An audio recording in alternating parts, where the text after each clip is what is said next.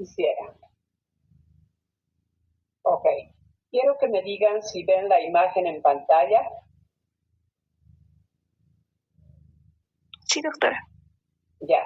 Por favor, cuando haga una pregunta de lo más simple, ver la imagen en pantalla no es una pregunta del tema, así que por favor respondan un poquito por respeto, estudiantes, ¿ok? Muy bien. Entonces la voy a ampliar. El tema en sí se llama fisiopatología de la enfermedad caries en tejidos orales. Ya, ahora sí, necesito que me digan si alcanzan a ver la pantalla completa. Sí, doctora. Sí, doctora. Bueno, este no es un tema nuevo para ustedes, ¿ya? Y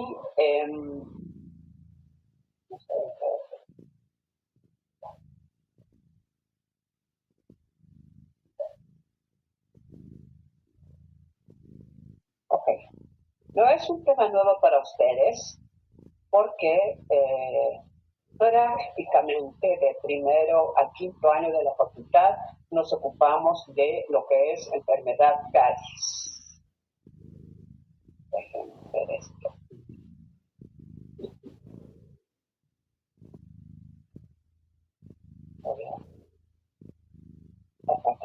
Para que no vaya de manera automática.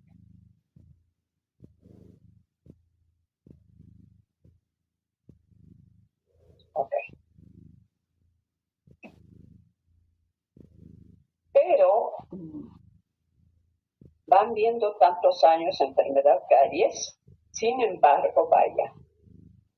embargo, no necesariamente manejan de la manera más adecuada. Esperen un minuto, por favor, porque algo está pasando. Voy a corregir.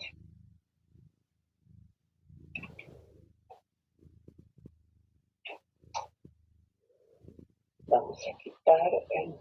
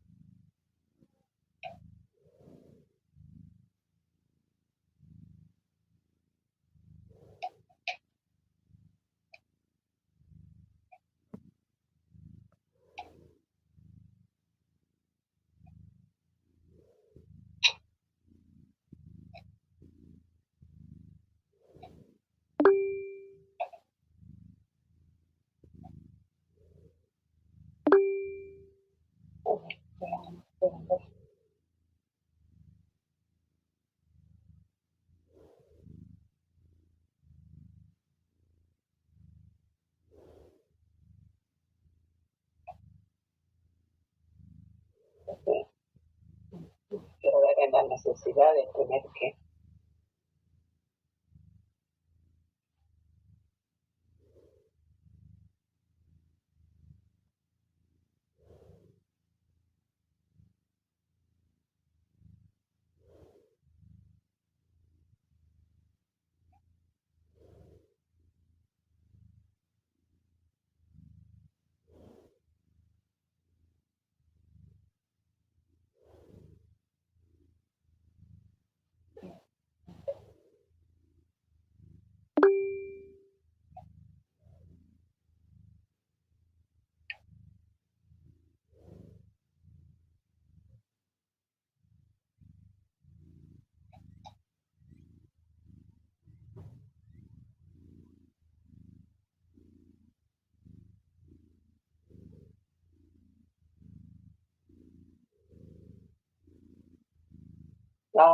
Seguimos. No me da chance de explicarles.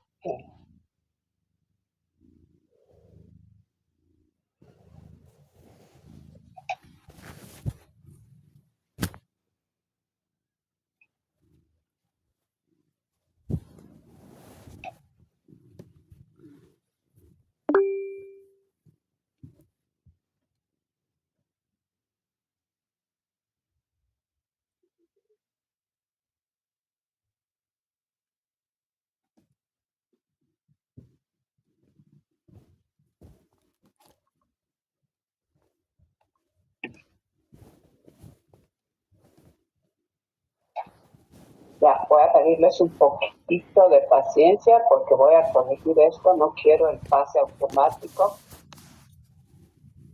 Y no sé qué está sucediendo.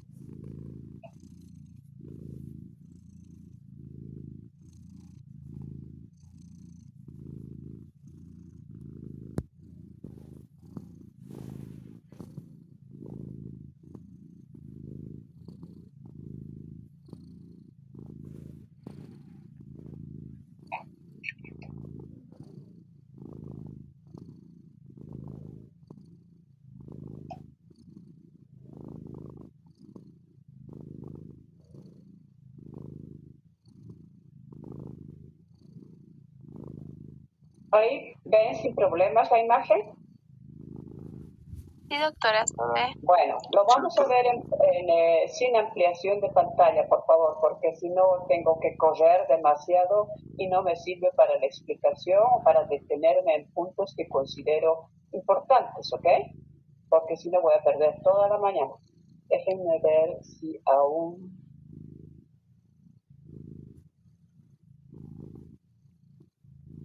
puedo.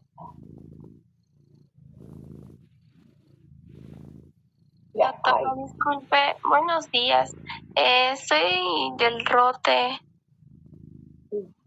y no me podría llamar lista. No me llamó lista al principio.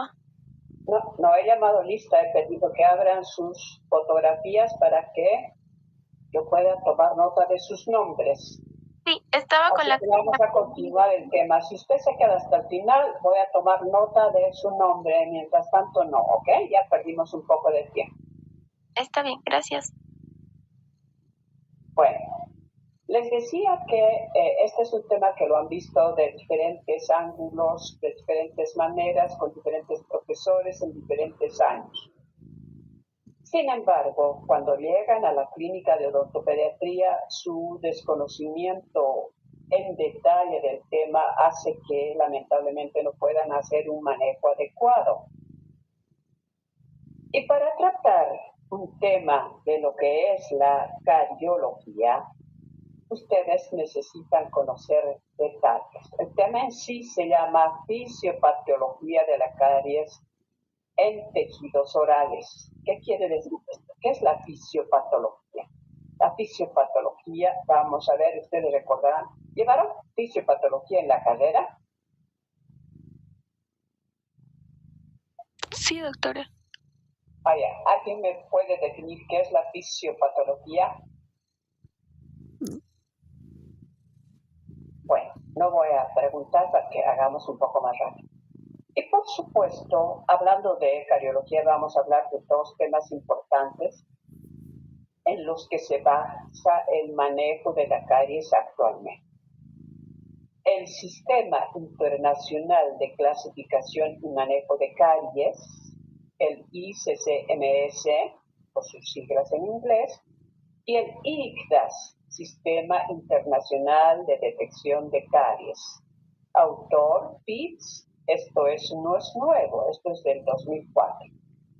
Muchos de ustedes vienen ya con el concepto de lo que es IGDAS, pero igual un poco lo están tomando de los pelos. Esto tiene especificaciones concretas para hacer ese manejo adecuado.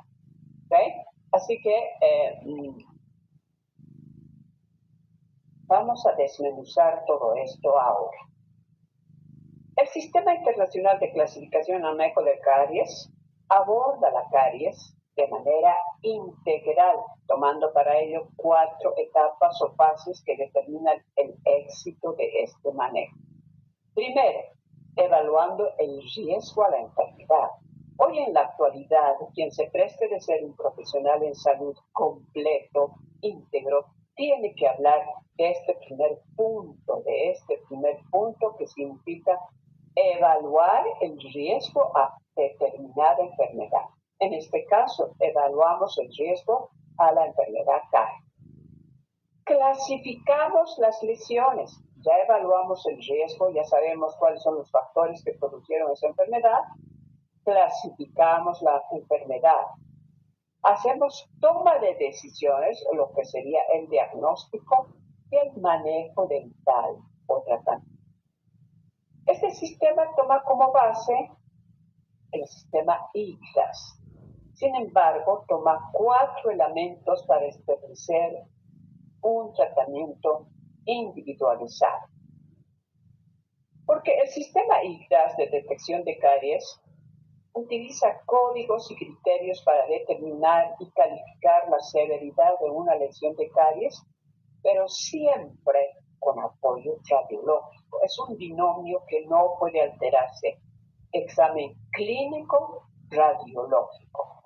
Para luego plantear tratamiento, sobre todo haciendo una detección temprana de la enfermedad.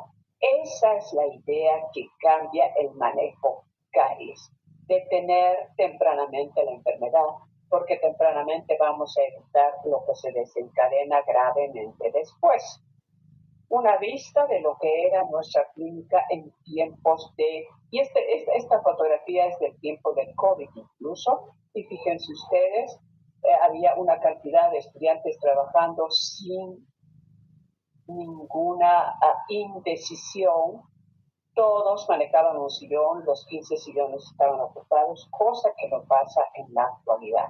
Ahora el estudiante busca lo más fácil. Entonces vamos a ver la fisiopatología de los tejidos dentarios en respuesta a la enfermedad caries, porque no podemos hablar de caries como una cavidad dental hueca, la cual tenemos que rellenar. No ese es el concepto.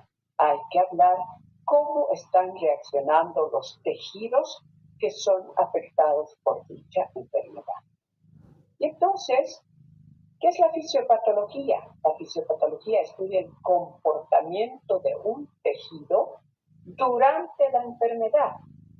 La fisiopatología consiste en analizar las enfermedades de seres vivos mientras estos realizan funciones. Ciertamente, el tejido, el órgano dental, que empieza afectándose por caries en determinadas zonas, no deja de funcionar. Deja de funcionar cuando la enfermedad ha tomado el diente en su integridad. Por tanto, está íntimamente ligada el desarrollo, el avance de la enfermedad a la anatomía macro y micro. La fisiopatología estudia eso, y la bioquímica, la inmunología, la farmacología, y por supuesto, íntimamente ligada a la investigación. Quien hace cardiología debería estar preparada para hacer investigación. Es un tema muy importante. La fisiopatología es la ciencia que a través de la investigación estudia en el organismo humano lo normal relacionado con lo anormal y que ahora involucra en estos procesos investigados su tratamiento. Ciertamente ese es el fin único de hacer la investigación en lo que es fisiopatología. Entonces, toma en cuenta en primer término, los tejidos afectados. tejidos dentales, la patología que la aqueja y, por supuesto, el tratamiento. Porque esta enfermedad tan devastadora, tan tremendamente devastadora, que la tomamos con mucha simplicidad desde cualquier ángulo. No, es un diente el que hay que curar. Es más, ni siquiera pensamos que es un órgano dental, es un órgano, como la lengua, como el paladar, como los riñones, etc. Es una pieza dental, no, es un órgano dental, está compuesta por tejidos. Entonces, ¿cómo es el avance de la enfermedad? Para estudiar aquello, yo hice hace ciertos años un pequeño estudio para relacionarlo, extrayendo un diente de un paciente en la facultad que tenía este tipo de destrucción orgánica, este tipo de destrucción de los tejidos, paulatinamente hasta llegar a una destrucción que provocó en el espacio interradicular la formación de ganglio. Y esto es patético. Parece la imagen de un texto, pero es hecho acá y es hecho por mi persona. Miren, a este diente yo le hice un corte para poder estudiar todo lo que son tejidos afectados para estudiar la enfermedad caries. Y para estudiar la enfermedad caries hay que basarse y valerse de los grandes investigadores. Uno de ellos, el más importante, sin demeritar a los demás, es Ole Becherskov, es Tilstrup, es Kitz Eudina, Fusuyama, Davis.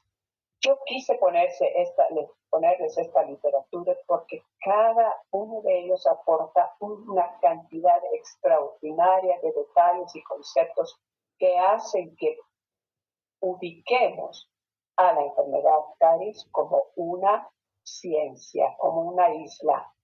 Tenemos a Langeland, Kitt y colaboradores, Nigar, Masler, de los antiguos Extra, que han aportado muchísimo.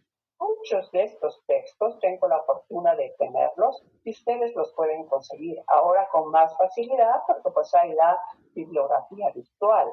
Entonces, y leer y no quedarse en lo que podemos enseñar en la clínica limitada o ampliamente, ¿no es cierto? No me refiero solo a nuestra clínica, me refiero también a las otras cátedras.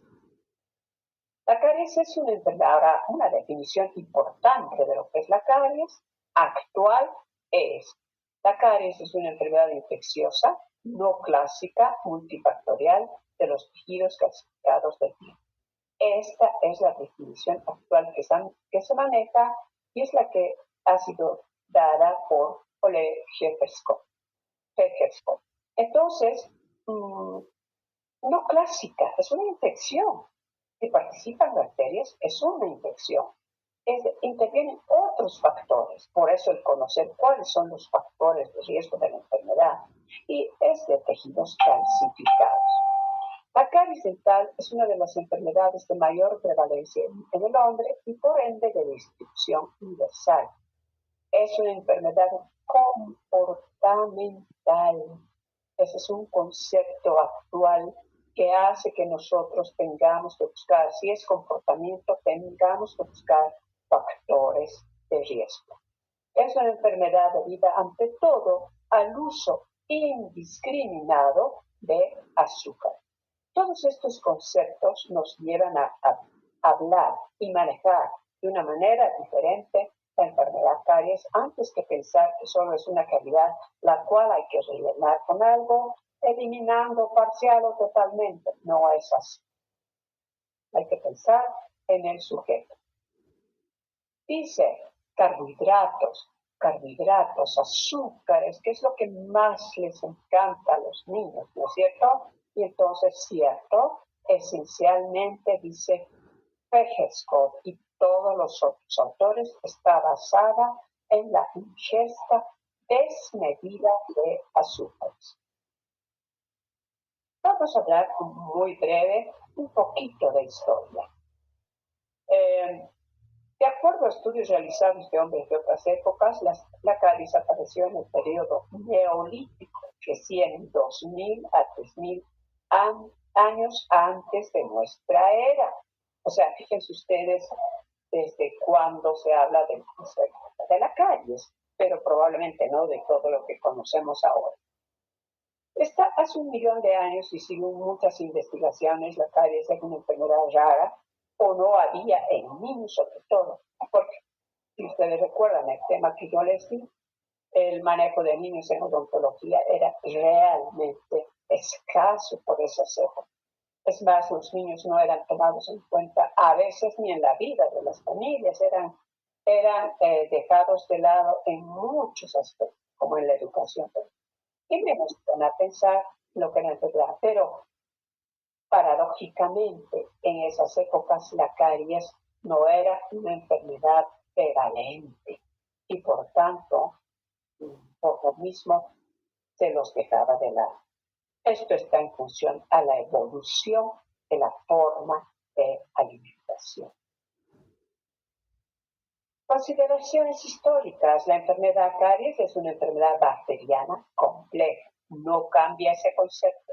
Está localizada en los dientes, comienza inmediatamente después de la erupción, por supuesto porque es abocada únicamente a los dientes. Es una enfermedad crónica, ciertamente, pero presenta episodios de agudización. Progresa, aunque a veces se detiene. Hay ocasiones en que hay lesiones detenidas y vamos a ver en qué casos la enfermedad caries se detiene por sí sola sin la participación humana. Provoca destrucción de los tejidos dentarios a través de la acción de los ácidos.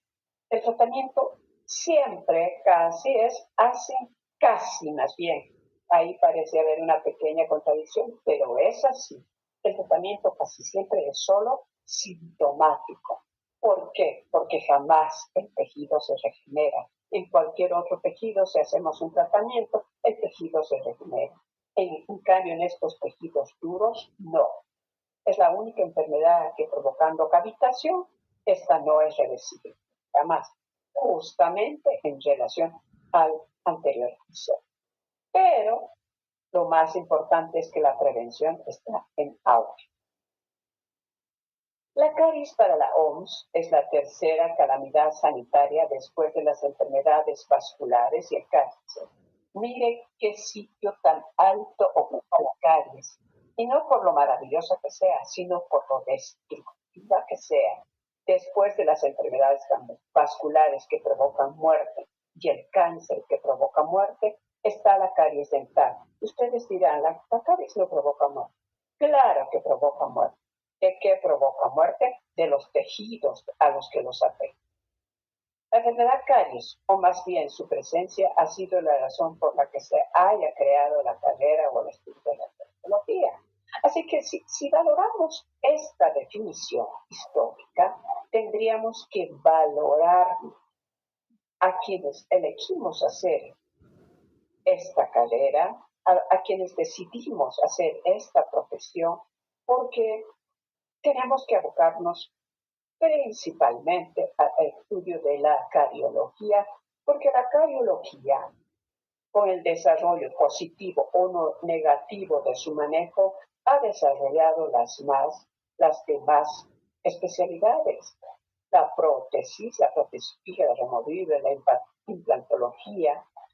Por lesiones de caries se pierden dientes en dentición temprana y obviamente se tiene que llegar a la ortodoncia. O sea, tiene derivaciones en todas las especialidades de la enfermedad. Por tanto, a raíz de la presencia de caries, se inició el estudio de la odontología en el mundo. Y no fue precisamente en nuestro país donde se inició. Fueron muchísimos años más tarde, ya antes en países desarrollados como Europa, Estados Unidos, es que se decidió empezar a manejar la boca de las personas a través de la presencia de la enfermedad caries. Esta analogía es importante realizarla. La enfermedad caries, cuando no es tratada, tiene carácter de malignidad. Por eso la analogía y el sitio ocupa en la clasificación que da la OMS. tiene carácter de malignidad para los tejidos que afecta, ¿cierto? Los llega a matar. Es lo mismo que el cáncer. Podemos hacer una analogía con el cáncer en general, ya que tiene el mismo carácter destructor, irreversible si no se la trata, que es la gran diferencia, ¿no es cierto? Esta sí puede prevenirse en su totalidad. Muchas veces ahora hay descubrimientos importantes para evitar y prevenir la presencia del cáncer en general, pero para la caries está 100%. Es una enfermedad prevenible, evitable, evitar este destrozo masivo, porque ustedes creen ver esta boca de un paciente con semejante destrucción.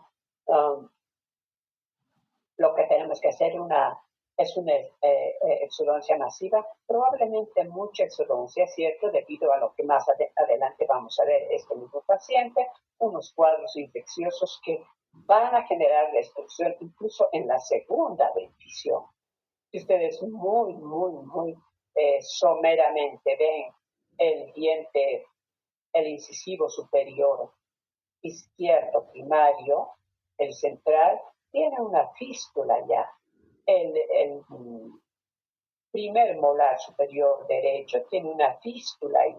Entonces, ya son cuadros en estadios terminales y que a la larga, si no se tratan, provocan destrucción de la segunda dentición. Lamentablemente, este niño perdió los dos incisivos centrales como repercusión de lesiones terminales en los incisivos primarios, que afecta, y como no se les da importancia, afectaron también la segunda dentición. El paciente tuvo que casi exfoliar espontáneamente estos dientes. Fíjense, no hay ni sangrado, no se provocó nada. Casi fue la destrucción y la salida de estos dientes espontánea. No puedo decirles erupción porque la erupción es un proceso fisiológico. La caries es una enfermedad crónica que por tanto progresa de manera lenta. Hasta ese es un punto a favor. Podemos detenerla, es lenta. Por eso las clasificaciones de ahora, la ITAS, por ejemplo. La destrucción localizada de los tejidos dentarios es lesión. Así que es el signo más evidente de la enfermedad. Cuando ustedes ven un diente con lesión de caries, más bien un diente afectado por caries, no tenemos que decir el diente, a ver, ejemplo, 26 tiene caries, no, el diente 26 presenta una lesión, caries en X zonas o X detalles. Esta enfermedad está condicionada de manera directa a la presencia de, esto quiero que por eso lo puse en letras de color rojo, para que ustedes lo tengan en mente. Si se habla de enfermedad caries, primero que nada hay que hablar de los factores de riesgo que presenta ese paciente para haber llegado a presentar enfermedad caries en boca. La caries suele atacar a los dientes de manera bilateral y simétrica, ¿cierto? ¿Vieron esa fotografía anterior? Los dientes tienen casi el mismo o idéntico nivel de destrucción en el lado derecho que en el lado izquierdo. Esta destrucción es interesante de manera bilateral y casi no se ha podido establecer el por qué la elección en boca de todos los factores que vemos y van a ver cómo específicamente buscan esas áreas. El tratamiento de periodoncia nunca controla o elimina el riesgo de caries del paciente.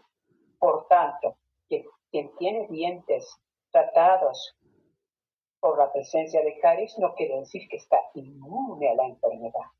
No, porque el diente no se ha regenerado, lo hemos reconstruido a través de elementos externos. La caries es una enfermedad cuyas lesiones provocan dolor con características especiales, ¿cierto? Especialmente si hacemos la diferenciación entre lo que son lesiones de caries tempranas a lesiones de caries avanzadas. Hay una diferencia en lo que es presencia de dolor. ¿Por qué? Por las características de los tejidos. Por eso es importante estudiar los tejidos. La caries se considera una enfermedad con un fuerte componente de tipo social. Por eso dice Ole Becker-Scott, es una enfermedad comportamental. Cierto, ¿sí?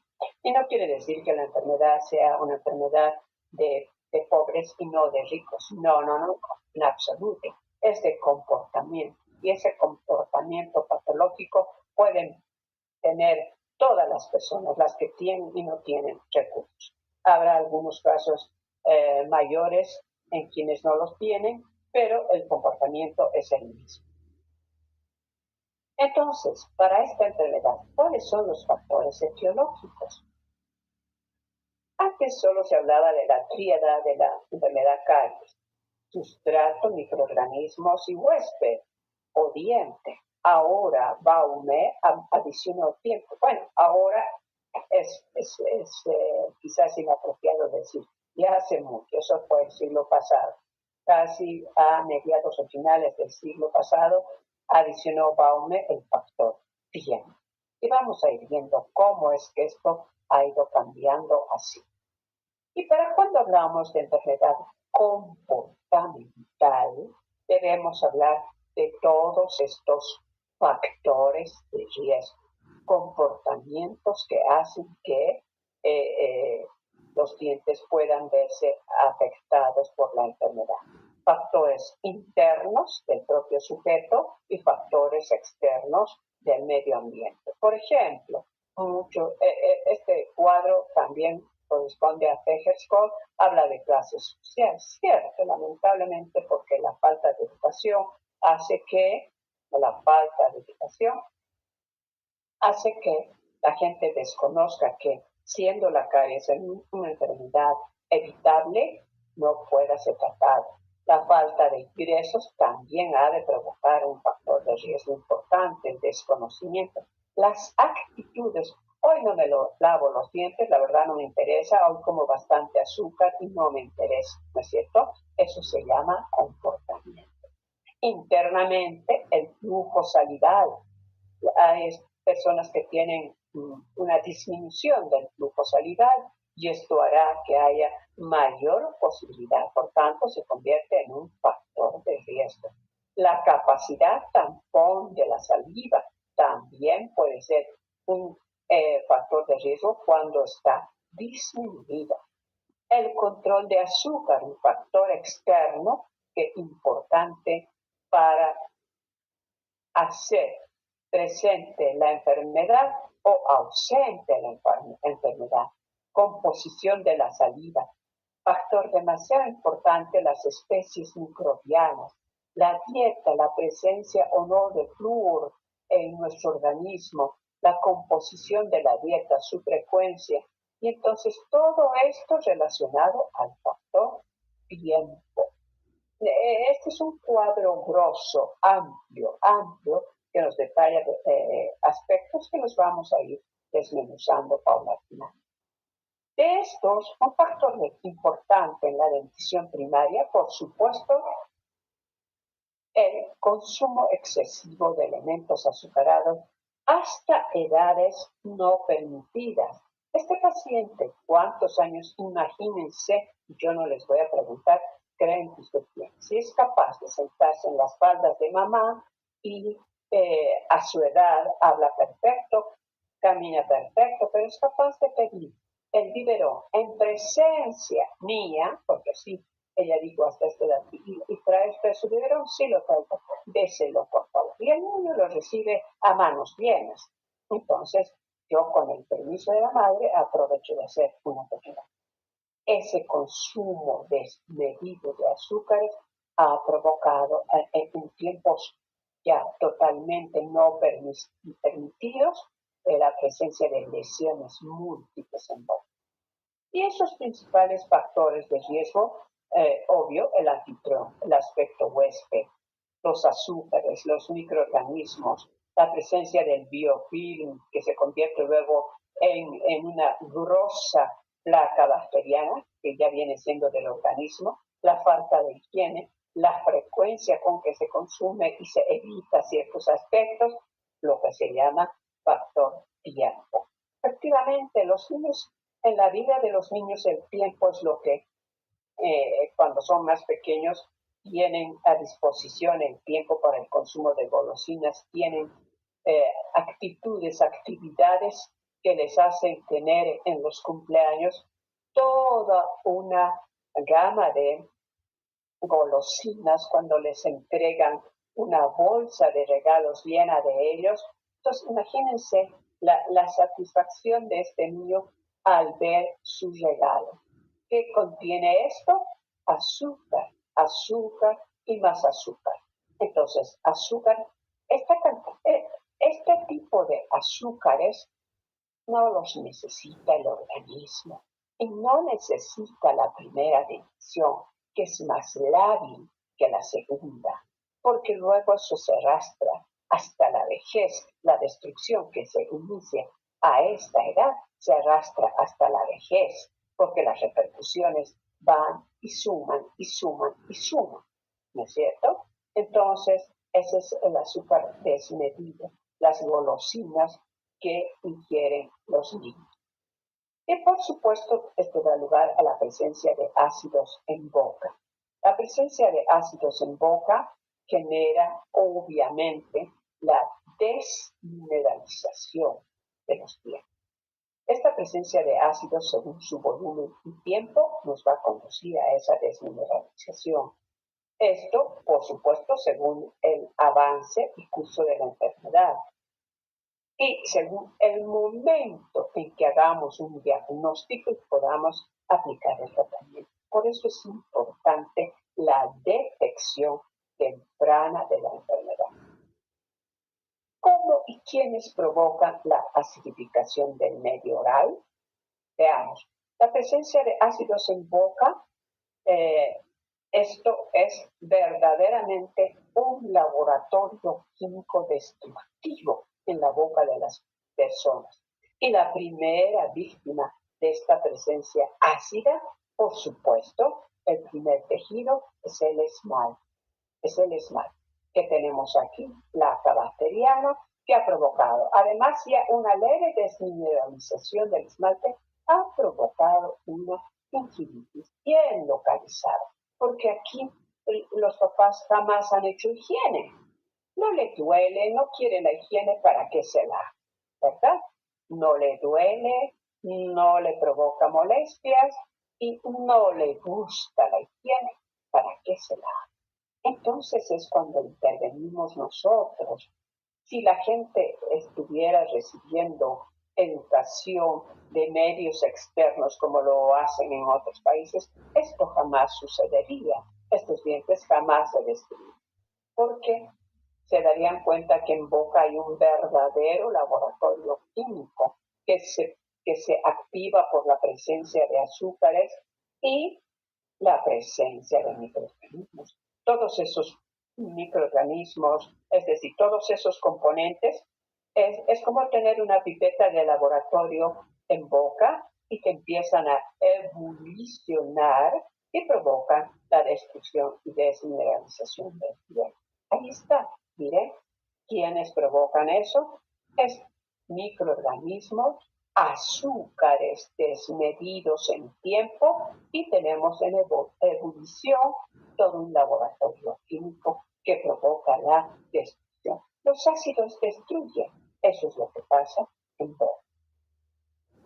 ¿Qué hacen estos ácidos? Se acumulan alrededor de los microorganismos dentro de la placa dental. Estamos haciendo paso a paso la fisiopatología de la caries. Desmineralizan 10 a 15 micrones debajo de la superficie del esmalte, especialmente en puntos blancos, ¿sí? Se difunden al esmalte a través del escaso material orgánico interprismático, especialmente en dientes jóvenes.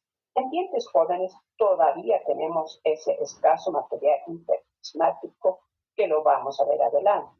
comienzan desmineralizando bordes externos de los cristales de modo de facilitar la total destrucción de los cristales. Importantísimo saber esto, no nomás ver una cavitación. El diente que vimos a mayor aumento, como la capa superficial es la más mineralizada, ¿cierto? Es la que contiene más minerales y vamos a ver cuáles. La destrucción comienza en su superficie. Si ustedes tienen una agudeza, con los niños es muy difícil hacer fotografías óptimas, una agudeza visual, les voy a mostrar esta zona de una coloración más opaca. Esta está todavía blanca, bastante mineralizada, pero esta ya está más opaca. ¿Qué está pasando? Está desmineralizando en su superficie, porque esta superficie externa es la más mineralizada. Entonces, la destrucción empieza por acá y este es un diente primario muy joven, por lo tanto tiene residuos de elementos orgánicos, hay un poquitito más de contenido de agua y a través de eso se filtra microorganismos, se filtra azúcares y se provoca el laboratorio.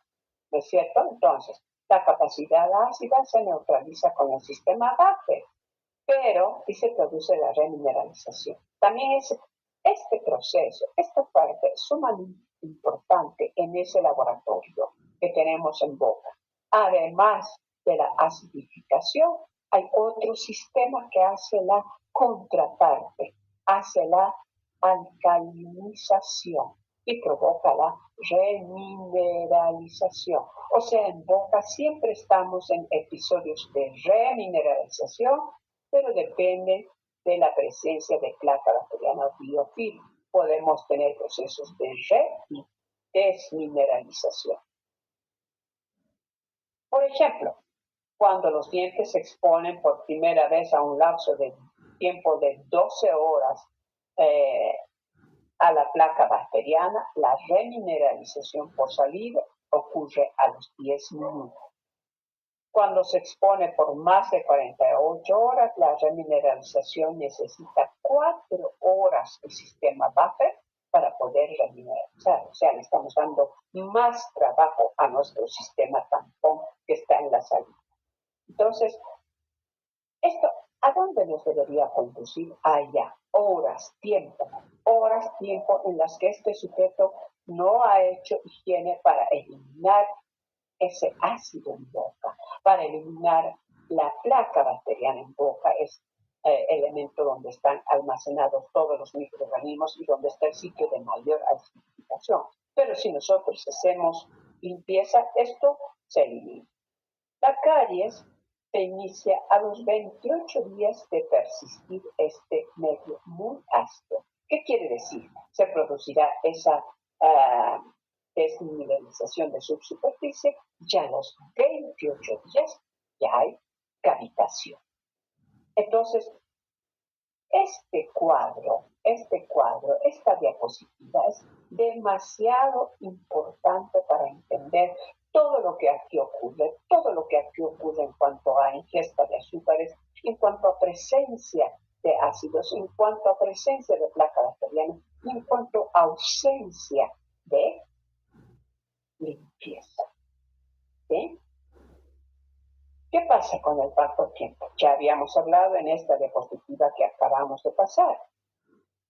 Esteban la traduce de esta manera. En la boca se produce, hay límites de pH, que es lo que nos da la saliva, nos da el sistema tampón. La saliva siempre es alcalina. Y entonces, cuando acidificamos nuestra boca, la boca se pone en un proceso de y desmineralización. Pueden bajar nuestros niveles de acidificación hasta límites tolerables, como por ejemplo aquí, un pH que está entre 6, más no al 6 de riesgo, pero si bajó por corto tiempo hasta 5, un poco más de 5, el riesgo es alto. Nada más que esto, ¿en qué tiempo? En 10 minutos o A los 10 minutos esto se normaliza, actúa el sistema tampón, se normaliza y no sucede nada. Pero entramos cuando la gente consume azúcares por tiempos prolongados o en un día, la boca se encuentra en episodios de desmineralización, remineralización, desmineralización, remineralización, y así sucesivamente en ciertas horas, hasta que llega un punto y cae por completo. El medio está muy acidificado porque hubo consumo continuo, hubo presencia de ácidos de manera continua, no hubo higiene y el medio está totalmente acidificado. Empiezan las lesiones de subsuperficie, empiezan cavitaciones, etcétera, según el tiempo, y empieza la enfermedad. La mayoría de las bocas de las personas contienen bacterias cariogénicas. Por lo mismo se produce permanentes esto que les digo, procesos de desmineralización y remineralización debido a la ingesta de azúcares aún en horarios no peligrosos, ya que la susceptibilidad inmunológica del huésped es variable. También ahí entra un factor importante que es la respuesta inmunológica. Y los niños a veces suelen ser muy lábiles en cuanto a su sistema inmunológico y para otras enfermedades son potencialmente favorables con su sistema inmunológico. Por lo cual podemos inferir que un individuo jamás dejará de estar exento de poder padecer caries dental si no ha aprendido a controlar su pH oral. ¿Y cómo lo controlamos? Con la higiene y con la disminución de azúcar. El proceso de y desmineralización del esmalte se define como un proceso constante y cíclico entre la pérdida y ganancia neta de mineral, porque lamentablemente los dientes, la boca está expuesto al ingreso de alimentos bastante ricos, en algunos casos con azúcares que no sean necesariamente golosinas específicas como los caramelos. El sujeto siempre ingiere azúcares, porque además el azúcar es necesario para el organismo. Pero ese ingreso constante y cíclico debe ser controlado.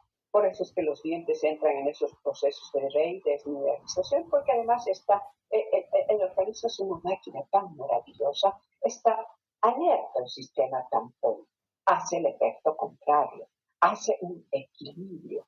Entonces, cuando ese equilibrio se inclina hacia la pérdida neta, se encuentran signos clínicos fundamentales y el proceso caries se hace presente. ¿Sí?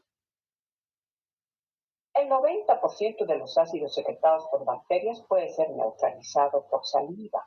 Depende de la frecuencia de producción de los mismos, ciertamente. Depende de la frecuencia de consumo de azúcares, depende también de la presencia de calcio y fósforo, los cuales otorgan resistencia. Estos elementos se encuentran en el sistema tampón y también, por supuesto, libres como iones en la saliva.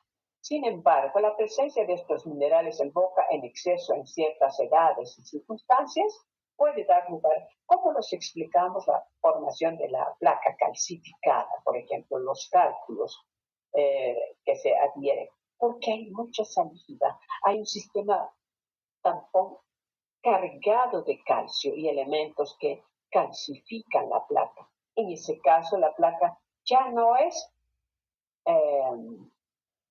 activa, negativa en cuanto a la formación, ya no es positiva en cuanto a la formación de producción de caries, sí negativa en cuanto a las enfermedades periodontales.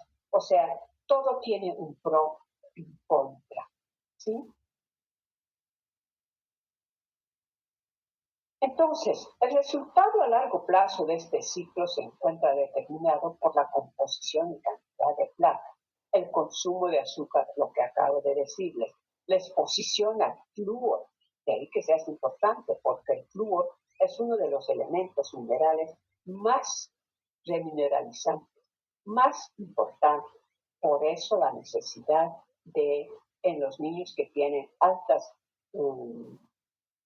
alta actividad de caries, dar concentraciones de flúor importante periódicamente, o a veces pastas con una poco mayor de cantidad de flúor, etcétera, visitas al odontólogo para administrar este elemento, que debe ser manejado con guante blanco porque tiene una contraparte que es negativa.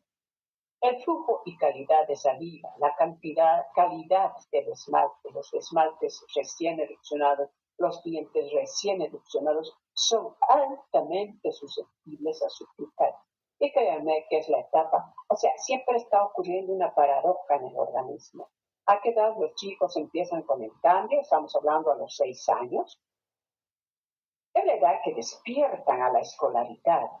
Y en la escolaridad se llevan de merienda las mamás que desconocen unos dulces, y si el hijo no llevó, lleva a otro amigo y le dice te invito. Entonces, a la frecuencia del consumo de azúcar, cuando el esmalte es joven, es nuevo, la posibilidad de caries es alta. Por eso los primeros molares permanentes en chicos de 10 años es fatal.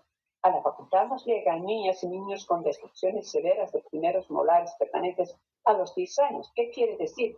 Que estuvo presente de manera alarmante la ingesta de azúcar en dientes realmente jóvenes, en dentición permanente joven, ¿no? Entonces, la respuesta inmunitaria, lo que ya habíamos hablado. En los pacientes que están sanos, a los cuales se los llama sin caries, en realidad se los debería llamar pacientes con riesgo bajo a la enfermedad, y así los llaman en la actualidad. No hay paciente sin riesgo a la caries, no existe. Aún hablamos de adultos. El riesgo está presente de por vida por todo lo que significa la ingesta de alimentos, a veces el descuido en los dientes. Entonces los factores de riesgo están altamente justificados en cuanto a que sean 4 los más importantes. Vamos a ver ahora la microbiología existente en el humano en general. Esta contribuye directa o indirectamente en el desempeño normal de la fisiología del anfitrión. Nosotros tenemos microorganismos por todo lado, de manera no patológica, de manera de tener una convivencia simbiótica con el humano, pero que pueden verse activados por diferentes factores y convertirse en altamente patológicos. Eso nos pasa especialmente en todo lo que es tracto digestivo. Y cuando digo todo lo que es tracto digestivo, estoy hablando de boca a todo el tracto digestivo que existe.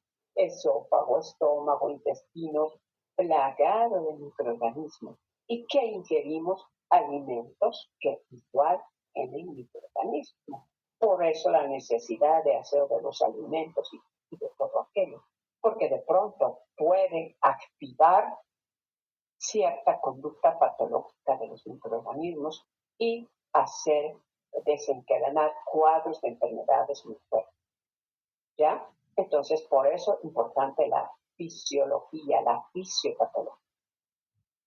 La erupción dentaria promueve nuevos habitantes para la colonización bacteriana. Fíjense ustedes, erupción en un diente y de inmediato hay dientes que tienen capacidades adheribles interesantes, se adhieren a la estructura del diente, porque hay una saliva rica en elementos que son nutrientes para esos microorganismos.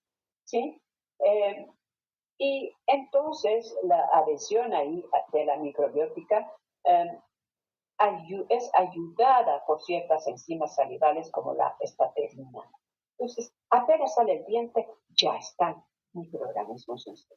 Pueden no ser patológicos los primeros para la caries, o son patológicos, sobre todo cuando en un niño pequeño, ya pasado el tiempo de lactancia, persiste la misma, entonces estos microorganismos se convierten en absolutamente patológicos.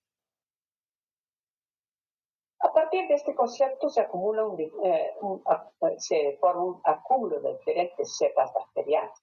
Los estudios mencionan que entre 19 y 31 meses de edad 18 y 24 meses de vida de un niño se produce el primer golpe de infectabilidad con la colonización probable de los mutans y otros. Además, ¿no? Esto lo confirma Confield, tanto en lengua y otros sitios de adhesión. En la boca, por ser una mucosa, igual que el tracto digestivo, como les decía, hay sitios de adhesión, hay lechos, hay colchones maravillosos por los que vivan los microorganismos. Y si hay otros factores, estos se alteran, se ponen como locos, ¿no?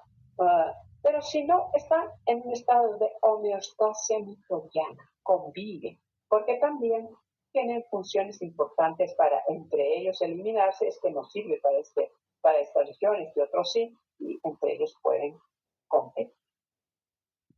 Es importante saber a la vez que por boca transitan entre 300 o más especies microbianas, pero solo un número pequeño de estas colonizan en el interior. Pero ¿cómo se forma la placa, la película bacteriana? La película descrita es una película fina, delgada, no perceptible más que a la vista de un acucioso operador capaz de decir no hay una película. Ahora, esto es una paradoja. Esa película contiene a la vez cuando es película, no cuando es una placa ya formada, y peor si es una placa gruesa.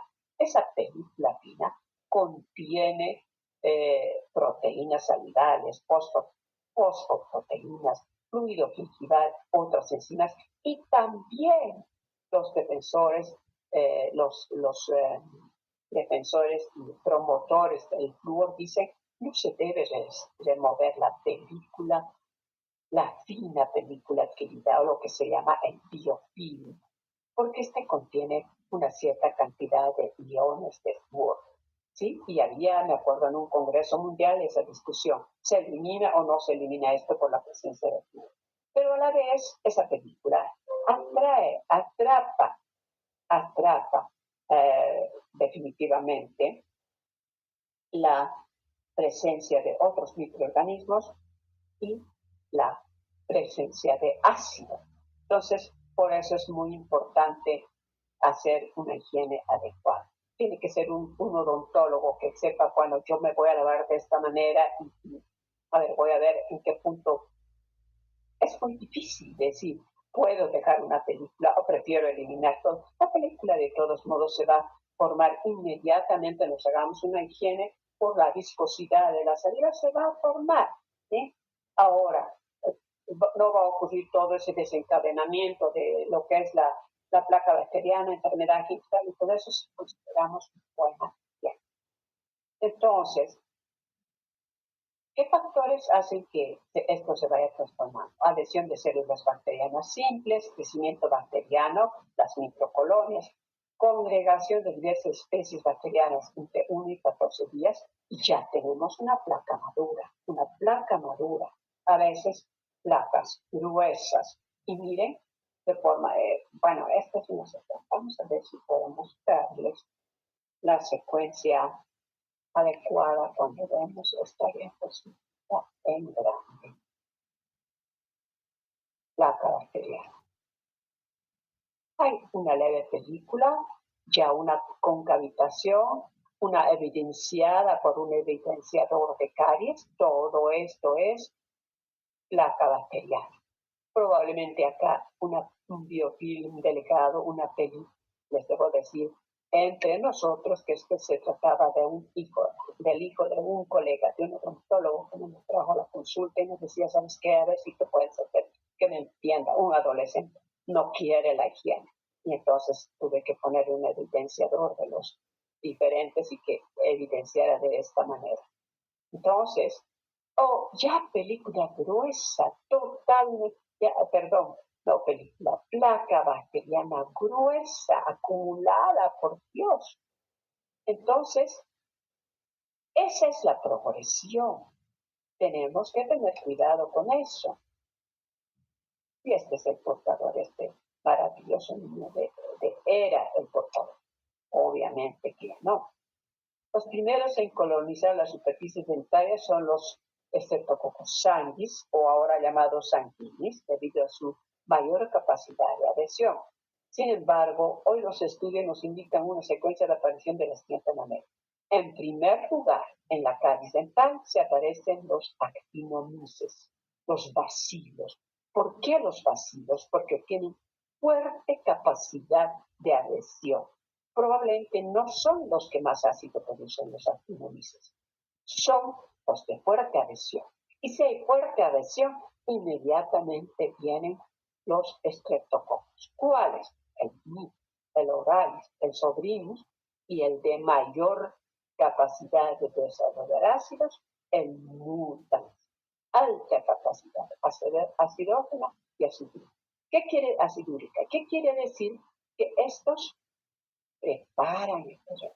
Si no hubiera adhesión por parte de los actinomyces, estos no podrían estar en boca ya patológicamente. Están, pero no patológicamente. Sin embargo, tiene que pasar esta secuencia para que se vaya acidificando paulatinamente el medio. Cuando esto está sucediendo, aparecen otros, que son los lactobacilos acidófilos. Este está trabajando fuertemente en la producción de ácidos. Todo esto.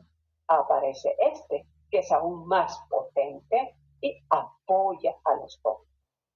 Pueden aparecer en secuencia las veilonelas, bacteroides gram negativos, que son los oportunistas, aprovechan ese medio tan altamente ácido y tan activo, y ellos aparecen porque estos forman ácidos débiles, como el propión. Otros microorganismos participan también en estas circunstancias. Miren, entonces, ¿qué sucede? ¿Por qué las lesiones se han pigmentado de negro? ¿Por qué estas veilonelas o bacteroides, o se llaman también black pigmental bacterias? ¿Por qué? Porque sus toxinas pintan de negro la zona.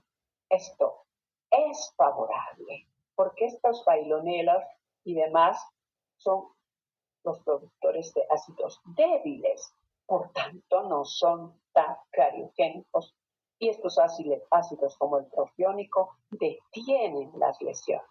¿Sí? Es importante todo ese proceso de tallo. Por otra parte, el líquido crevicular.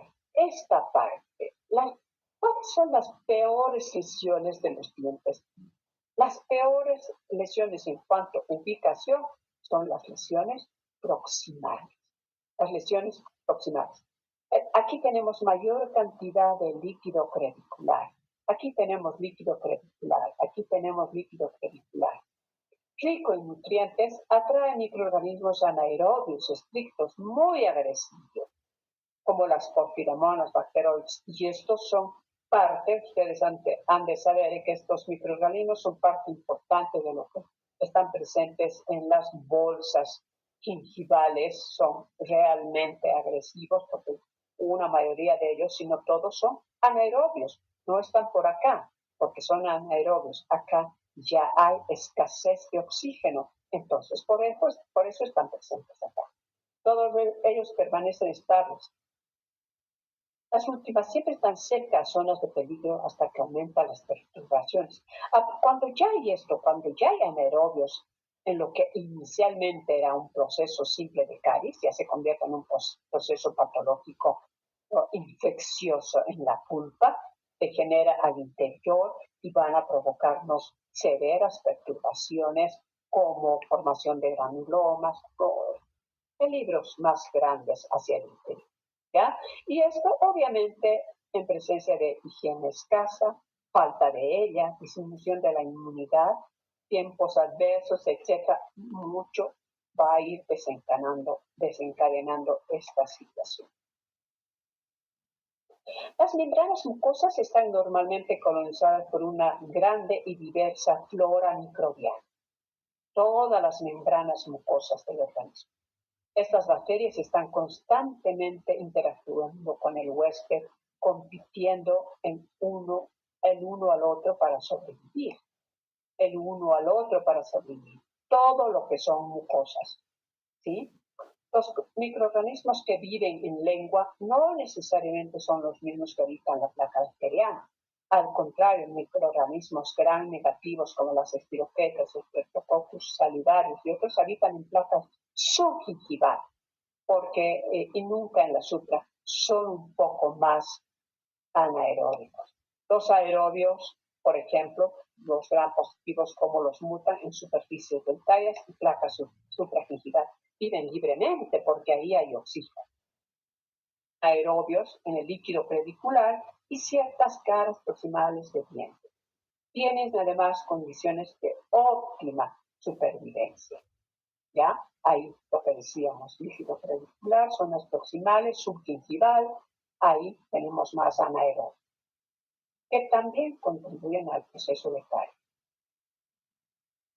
Vamos a ver el camino que tenemos en cuanto a placa bacteriana o película o qué, y tenemos dientes que se ven opacos. Cuando los dientes se ven opacos, cuando uno los seca muy sutilmente, no un chorro de aire agresivo, sutilmente vamos a ver la opacidad, no agresivo, no hay que ser agresivos. Y miren, esta es película, el biofilm. Yo diría, esta película hay que retirarla en los niños, y sí es el concepto de muchos de mis colegas en el exterior, hay que retirarla porque ya eso permite la presencia de más micro, todo el proceso que acabamos de ver. Y entonces se va a ir desarrollando paulatinamente la lesión del caries.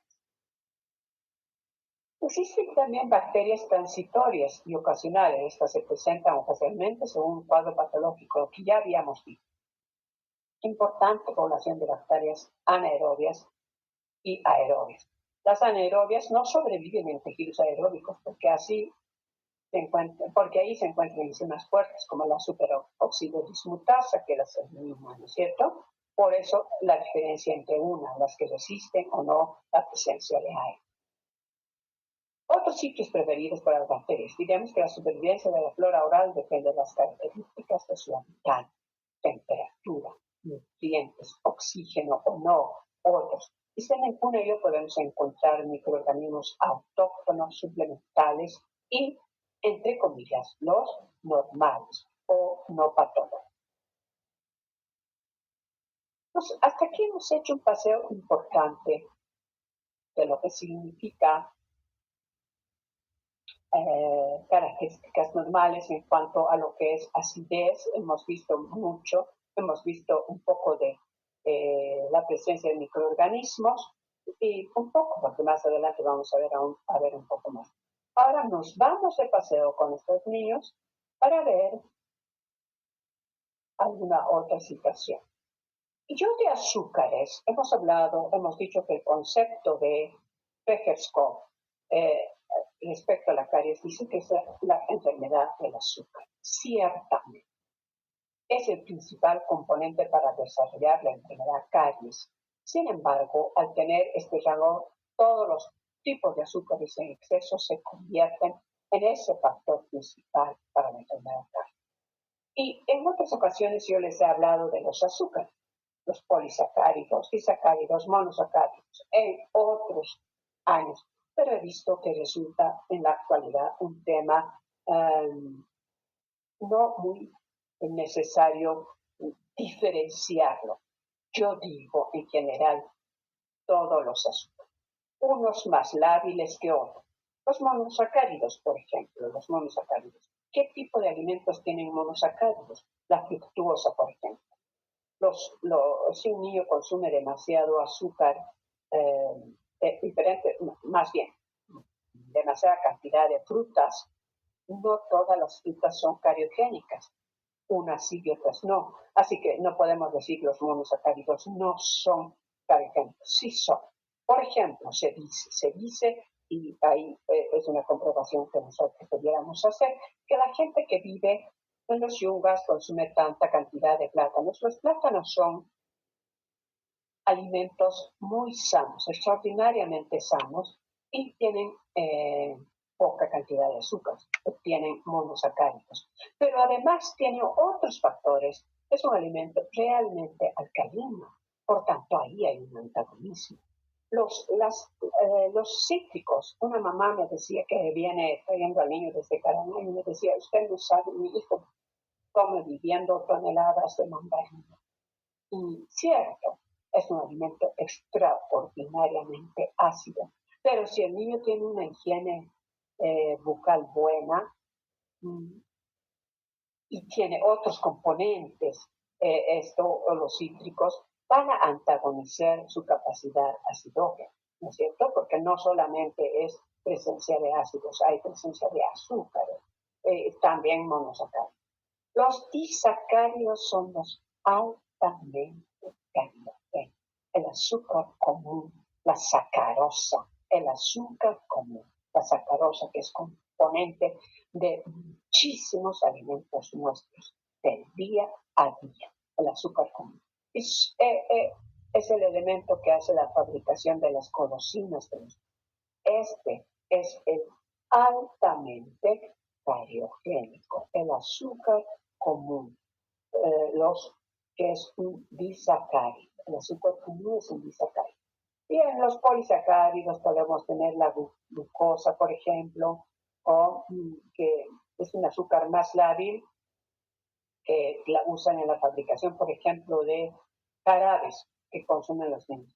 Alguna mamá me decía, no tengo idea de por qué tiene tantos dientes careados, sí, no consume golosinas, pero siempre el niño es un niño enfermizo, está tomando siempre jarabes, toma jarabes, le dan hierro, y esos jarabes con hierro tienen azúcares lábiles, pero son azúcares, aparte de pigmentar los dientes, le van a provocar lesiones.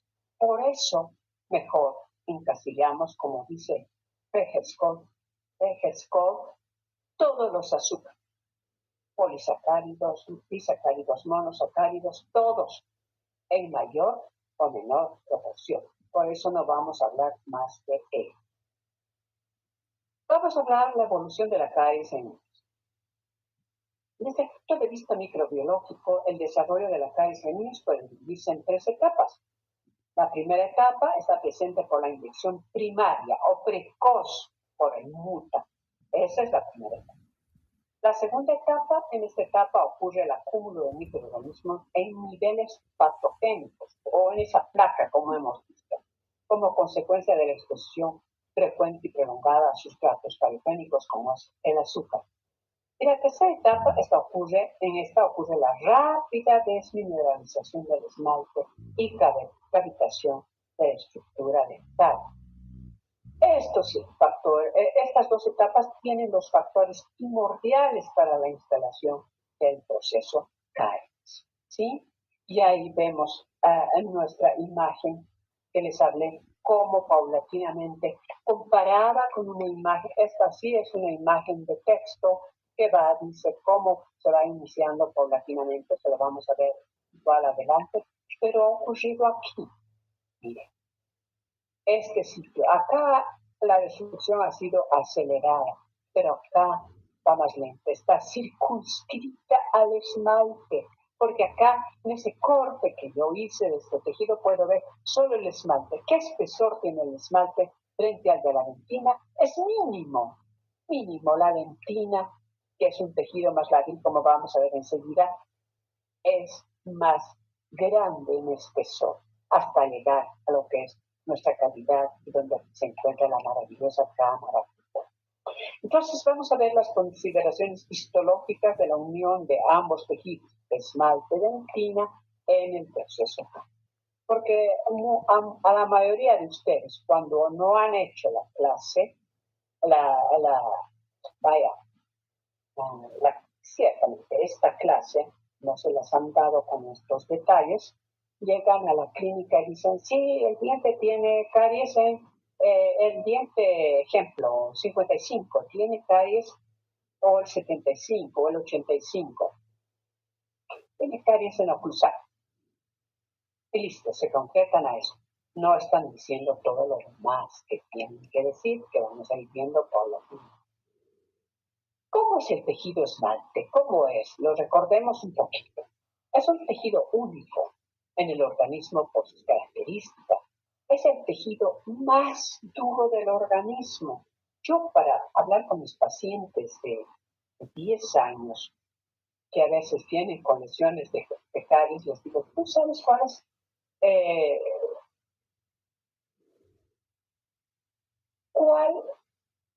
la parte? No les puedo decir tejido porque ellos no entienden. ¿Cuál es la parte más dura de un hombre o de un niño?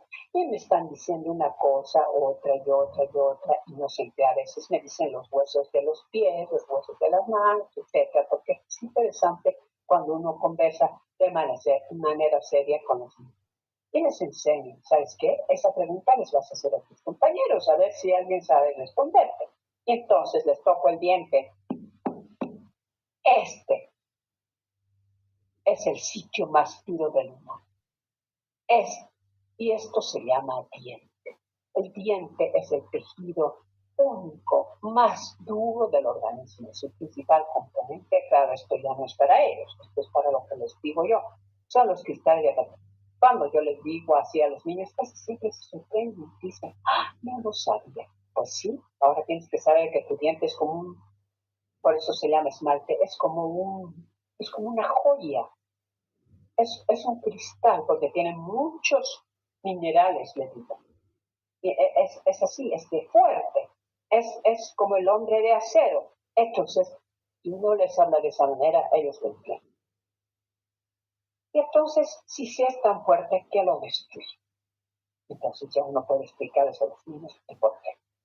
Entonces, en lo nuestro, las células formadoras están solamente en la etapa de la embriogénesis, que son los ameloblastos.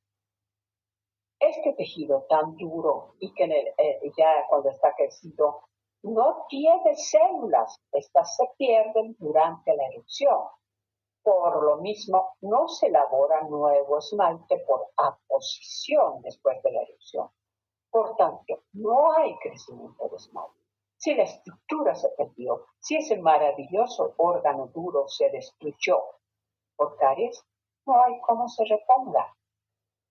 No existe material externo que reponga el tejido, pero sí que limite su destrucción. Por eso es importante conocer los factores de riesgo. Por eso es importante recordar la fisiología y la histología del esmalte. Ahí está. Miren, el esmalte perdido, el esmalte quebrado, porque es un tejido duro. El esmalte es duro, ¿sí? No tiene células. Ya le quedan vestigios en un diente recién erupcionado de enamelina o amelogenina, porque eso había en la etapa de embriogénesis. El esmalte es 99% mineral, por eso resiste a la masticación. Un diente joven en superficie tiene proteínas residuales, amelogenina y amelogenina. El tejido ya duro es ligeramente permeable, tiene 1 a 2% de agua. ¿Y por qué tiene ese 1 a 2%? Porque permite el intercambio con el medio exterior, por ejemplo, de iones minerales. Ser tan duro da origen a una extrema fragilidad. Como vieron, es frágil el diente, un trazo de fractura, porque al ser tan duro se puede fracturar, ¿no es cierto? Si no fuera por la dentina subyacente, se fracturaría repetidas veces y fácilmente.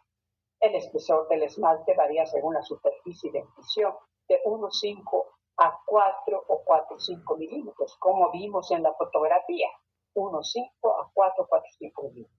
Esto permite que se dé la desmineralización en su superficie, porque la parte más externa es la más mineralizada. ¿Ya? 1,5 a 4, 1,5 a 4 el esmalte. Acá podemos tener unos 4 milímetros, pero acá en oclusal tenemos apenas unos 5, digamos que 2. Por eso se pierde, por eso se destruye. ¿Ya? Entonces, por eso es importante recordar ese diente con ese trazo de factura, miren, porque este niño sufrió un traumatismo. fracturó el borde del esmalte, que es el área más lábil cuando están recién erupcionando. Y fracturó aquí por completo. Hubo una fractura real. Aquí un trazo de fractura, porque es el tejido más duro, pese a que está soportado por la dentina. Pero igual corre ese riesgo. Y nuestra figura nos muestra unos 5 a 4. Unos 5 milímetros a 4 milímetros. Acá tiene apenas unos 5, porque esto es a grosso aumento esta imagen, ¿no?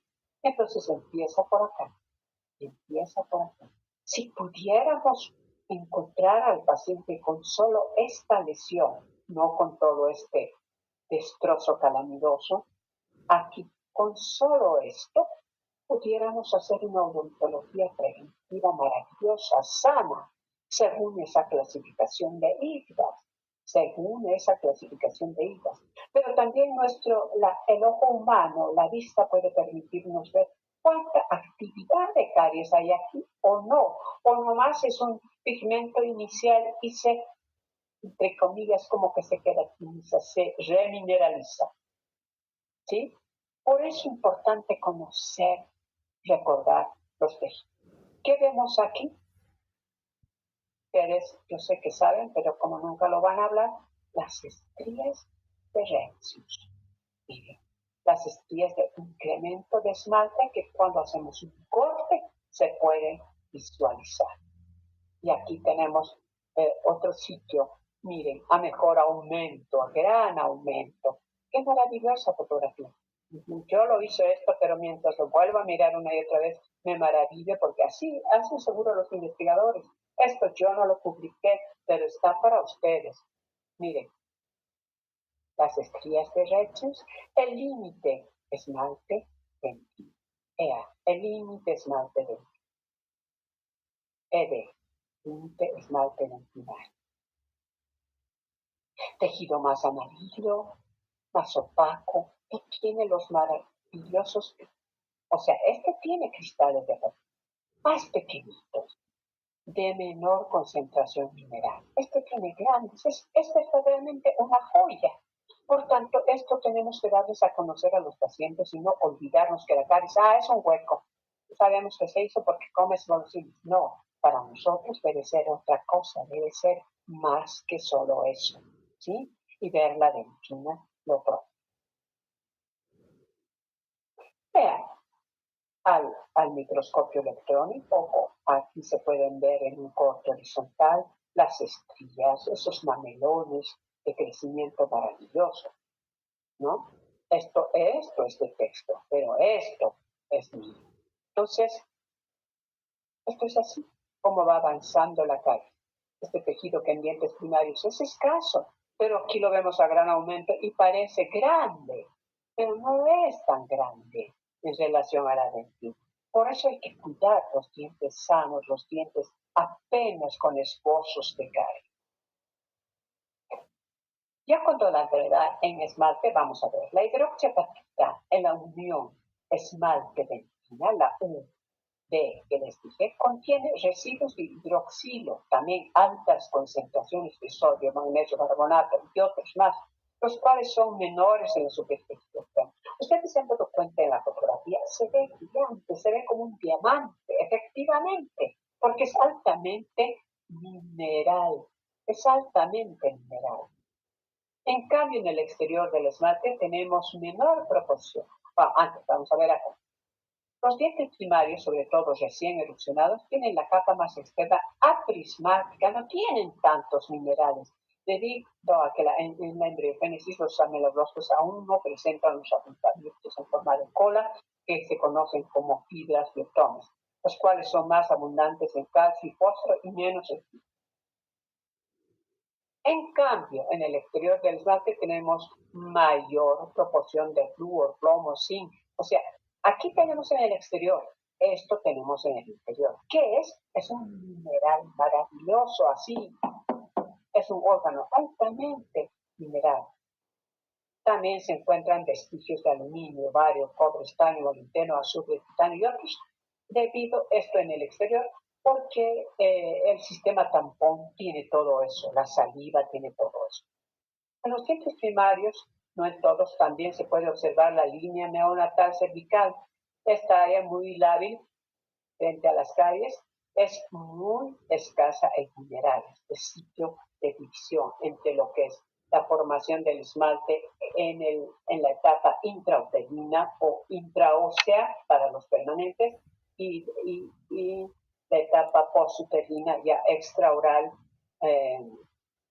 no extraoral, extra folículo en los permanentes.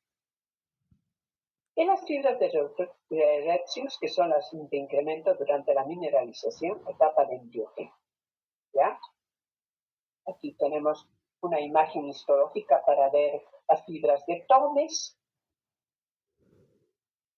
para ver las estías de Retzius. Todo esto en cuanto a la histología.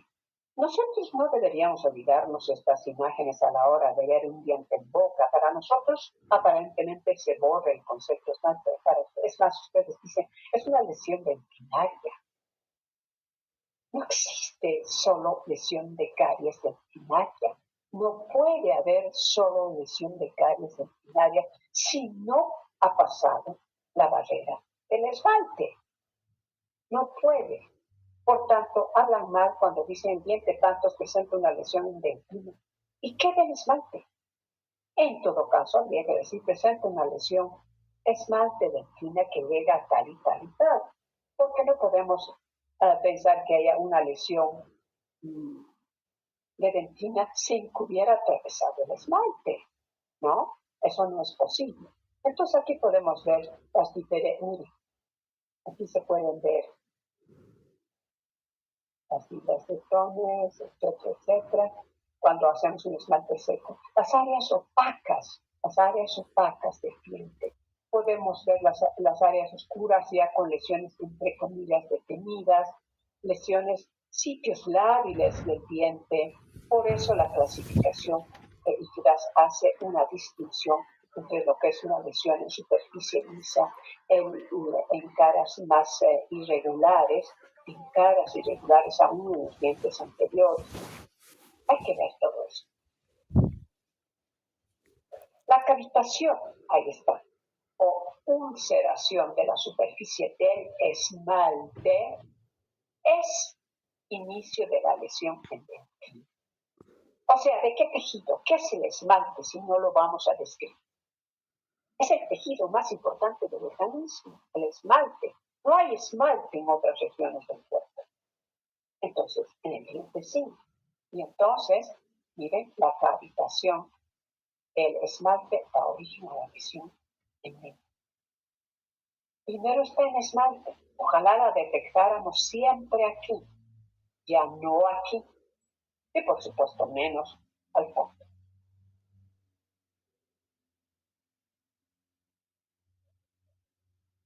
Vamos a ver qué sucede con las lesiones cuando la caries ha llegado a 20. Déjenme ver, estamos todavía en 20. ¿Cómo es el tejido dentinal? El tejido dentinal, que está nuestro diente para explicarles el tejido dentinal. ¿Hay esmalte en raíz? No lo hay, ¿no es cierto? Porque no lo necesita. ¿Hay dentina en corona y raíz? Claro que sí, porque vamos a ver las características de la dentina. Aquí la lesión ha sobrepasado todo lo que era esmalte, ha llegado a dentina, la ha destruido por completo, ha llegado a lo que es cemento, incluso, miren ustedes. Entonces, ¿cómo es la dentina? La dentina es un tejido muy similar al hueso. Y por tanto el hueso no es el tejido más duro del organismo. Es similar al hueso en su formación. El hueso es más duro que la dentina, ciertamente, pero no se iguala al esmalte. Pero la dentina es muy similar en su estructura bioquímica e incluso fisiológica. El origen es de origen ectomesenquimatoso, es decir, de cresta neural, como el mesodermo. No es tan altamente calcificada como el esmalte, tiene 60 a 65% de mineralización, de sustancia inorgánica. Tiene cristales de apatita, igual que el esmalte, pero son de mucho menor tamaño que el esmalte. Contiene túbulos, conductos, en los cuales se encuentran prolongaciones celulares que no le pertenecen, no son de la dentina, pero acoge a las prolongaciones de la pulpa, ¿sí? O sea, es un componente dentino pulpar.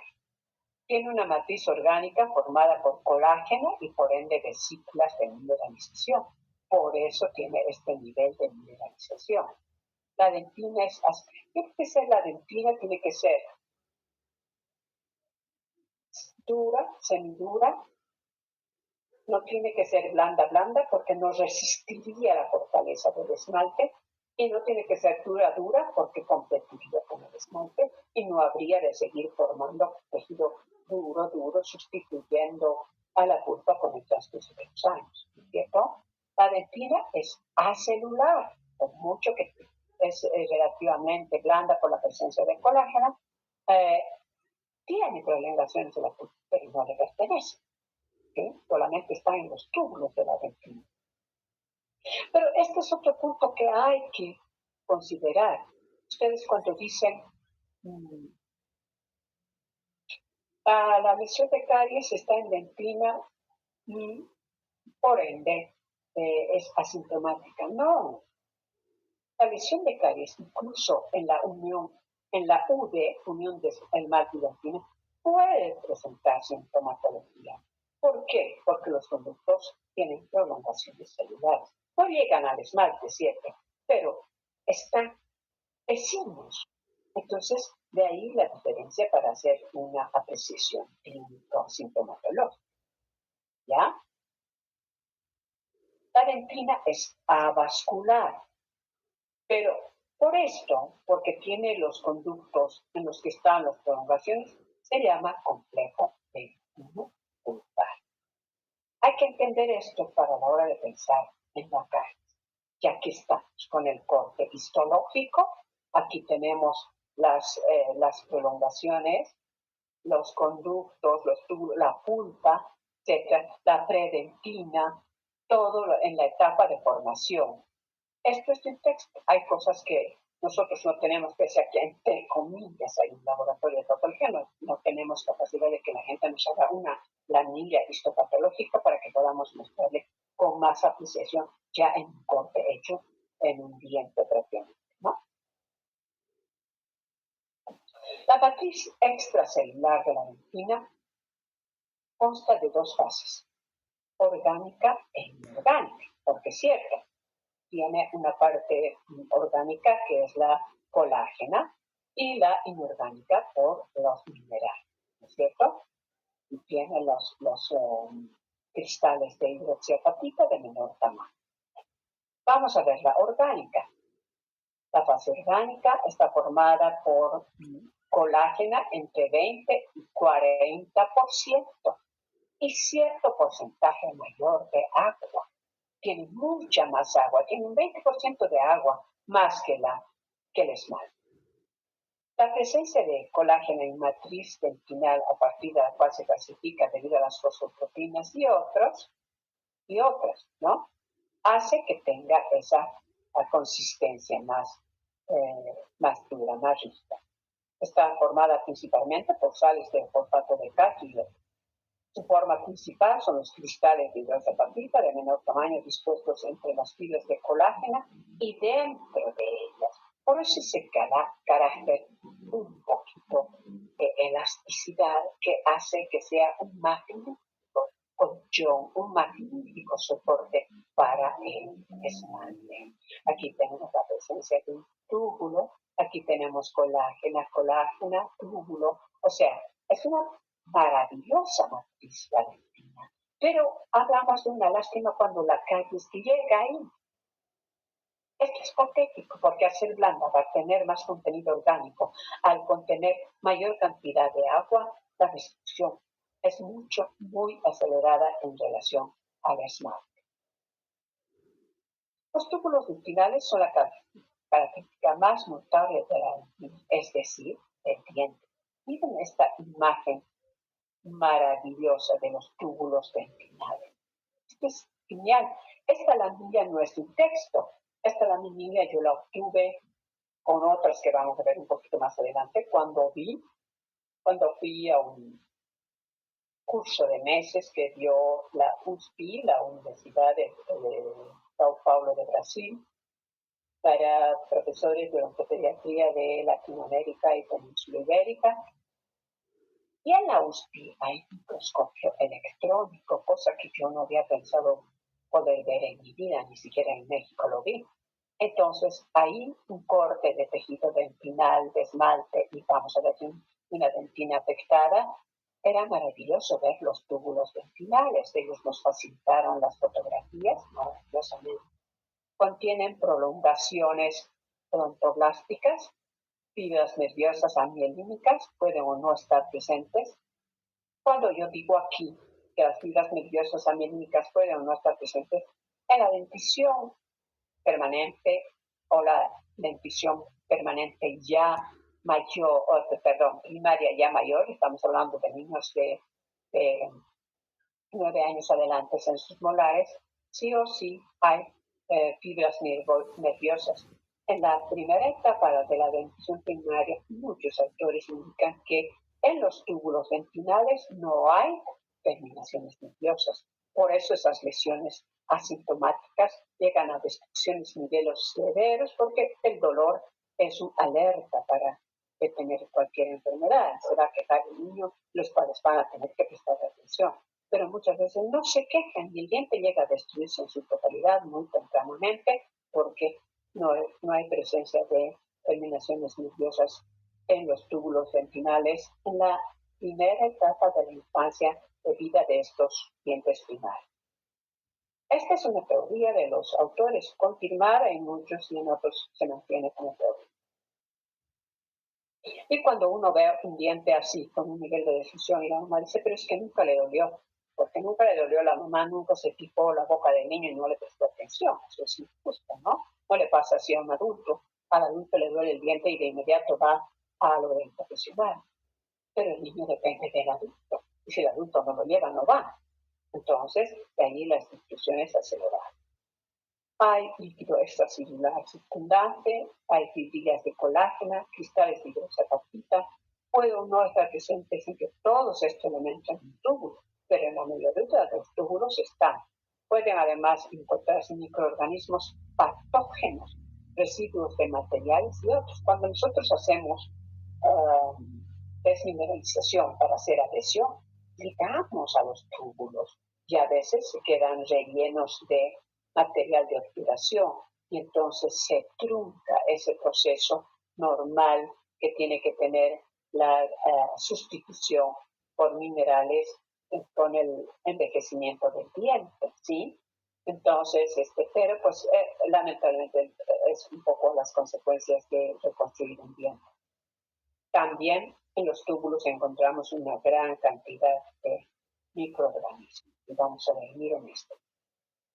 Esta es la fotografía, les digo, de la Universidad de Sao Paulo. Túbulo dentinal a mayor aumento. Túbulo dentinal. ¿Qué son estos? Racimos y cadenas de cocos de diferentes microorganismos en el entorno dentil. Esta es una dentina infectada por caries, afectada por caries, infectada por microorganismos. Esta imagen, que cuando la vimos a mí me pareció maravillosa, no puedo decir lo mismo cuando veo al diente que tiene ya la lesión afectando dentina. Pero en mi mente está esta imagen, digo, ya está en el interior de los túbulos. Y a partir de ahí llega a la pulpa la infección.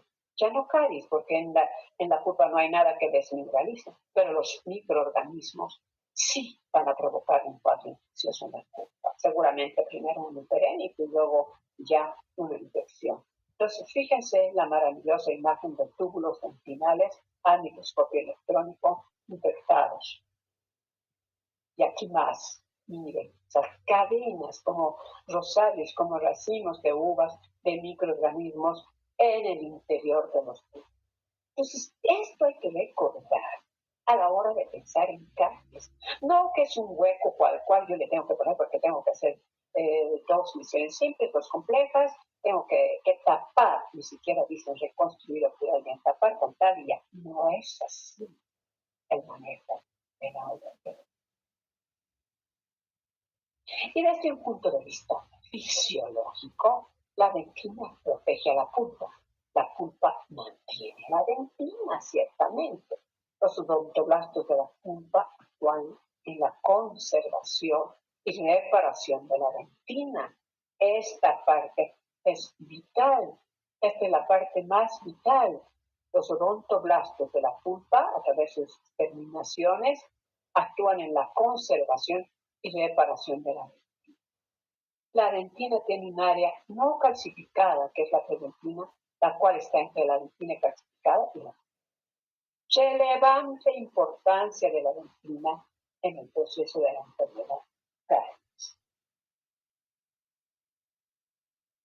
Tipos de dentina que podemos encontrarnos. Nos faltan solo 5 minutos. Existen 3 a 4 tipos de dentina y no todas están presentes en la vida del ambiente. No todas. Y dice 3 a 4, es raro decir 3 a 4, sí, porque las últimas pueden no estar presentes. La primaria sí, es una dentina fisiológica que está presente solo durante la emergencia. La secundaria sí, es fisiológica, empieza después de completarse la formación del diente, que es cuando entra en oclusión el diente y dura toda la vida del diente. Esa es la fisiológica secundaria. La dentina terciaria fisiológica circunstancial, no es lo mismo que decir fisiológica. No todos los dientes, un diente libre de caries no tiene dentina terciaria. Fisiológica circunstancial no, solo tiene tubo primaria y tiene secundaria. Pero un diente enfermo, dependiendo del tiempo en el que se encuentra la enfermedad, puede tener dentina fisiológica circunstancial llamada dentina terciaria, que es la dentina de reparación. Su formación está inducida por agresiones de diferente naturaleza y se presenta en sitios específicos. Es la dentina reparadora por excelencia, la terciaria. Sin embargo, la cuarta dentina, que puede o no estar presente también, igual que la terciaria, se llama la dentina esclerótica, que no es como la otra fisiológica circunstancial, esta es fisiopatológica. Es aquella originalmente secundaria y o terciaria que en ocasiones se exacerba en su formación evitando tú. Y aquí yo añadiré, se exacerba en su formación cuando quiere hacer defensa, obliterando tú. Cierto, esta puede transformarse en esclerótica. ¿Por qué? Porque esta es defensa. Y la esclerótica quiere hacer defensa mayor, rápido, acelerada. La dentina quiere trabajar fuerte para defender ese diente y forma acelerada formación de túbulos, los cuales en algunos casos, más bien, dentina de defensa, los cuales en algunos casos obliteran, cierran los túbulos y ya no hay mecanismo de defensa de la pulpa. Entonces se convierte en patología. El complejo dentino-pulpar, cuando inicia la caries, presenta un marcado estrés frente a este proceso. Por eso la pulpa empieza aceleradamente a trabajar defensa. Puede que arriba en el exterior ya no haya más infestación, puede ser profesional, haya intervenido y hayamos dado chance que se forme dentina terciaria, que es la más parecida a la fisiológica que es la secundaria. Pues no hay tema, hay que dejarla. Esta es un poquito más amarillenta que la dentina normal y menos oscura que la esclerótica, que es de defensa, pero es más patológica. ¿Ya? Entonces, esto puede aumentar aún más cuando se desconocen sus características y se lo trata de manera convencional. Es muy importante el estrés al que se somete a la dentina cuando hay presencia de caries, ¿cierto? Miren los pobres dientes estresados frente a la presencia de caries. La que se estresa con mayor amplitud es la pulpa, porque tiene que trabajar aceleradamente dentina terciaria. Esta es dentina terciaria y aquí está la lesión de caries. Aquí tiene que reparar, pero a veces esta actividad altamente cariogénica es tan fuerte que no ha podido parar y entonces rompe esta barrera y penetra la pulpa y provoca coágulos ya en el espacio interno. Fíjense ese proceso maravilloso que aquí un taurodontismo. Pero la dentina siempre hará áreas de defensa frente a este cuadro. Esa es la fisiopatología que quiero que ustedes recuerden, por favor. Ahí, miren, la pulpa está estresada, está agotada, está agobiada, tuvo que trabajar duro para formar defensa, pero lo logró. No hay repercusiones en el espacio interradicular, esta área está sana, la lesión está aparentemente controlada, pero si esto sigue en alta actividad, eso se va a romper, ¿no es cierto?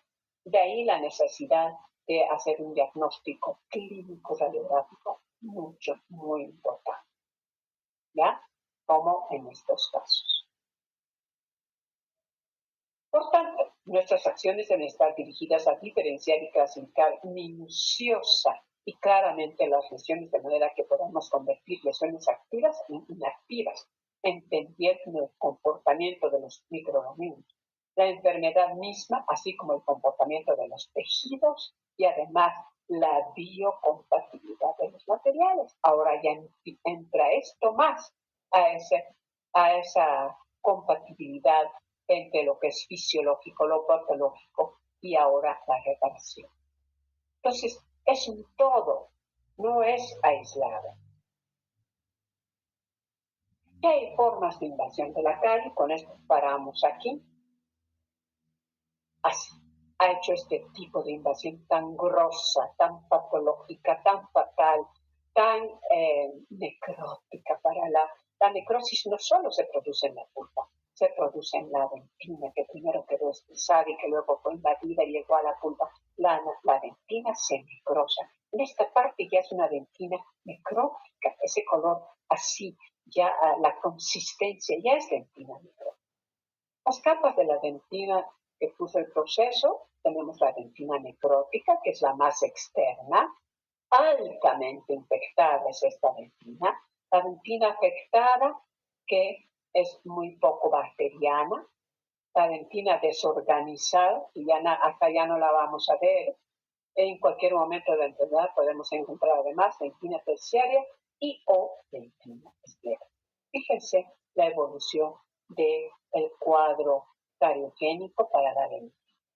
Esto es lo que quiero que ustedes recuerden.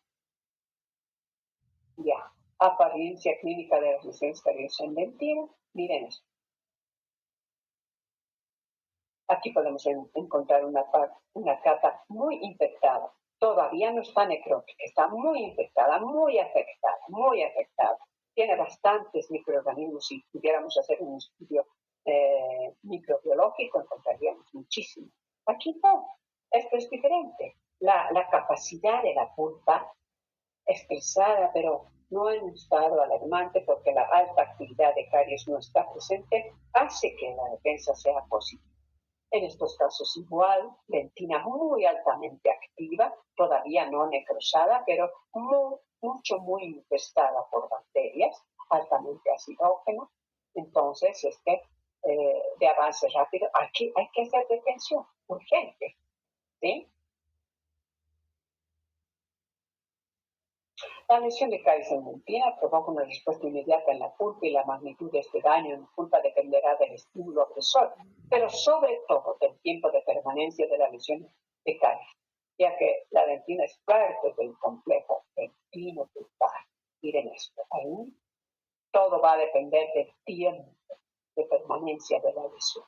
La hemos encontrado oportunamente, la vamos a tratar, la vamos a vamos a eliminar todo ese sitio así y vamos a reconstruir el bien. Esto es reconstrucción, no es el propio bien. Debemos de hacerle la reconstrucción que necesita el bien. Acá está notando la alta actividad que hay acá, pero no ha llegado felizmente a punto. Esto ya es irreconstruible, ¿verdad? Totalmente. Vamos a quedar en cambio de la flora patógena en la diapositiva número 92. Mientras yo cierro esto, quisiera saber si tienen alguna pregunta y la absolveré con gusto. 92 diapositivas.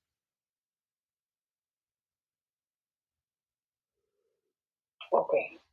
¿Tienen alguna pregunta?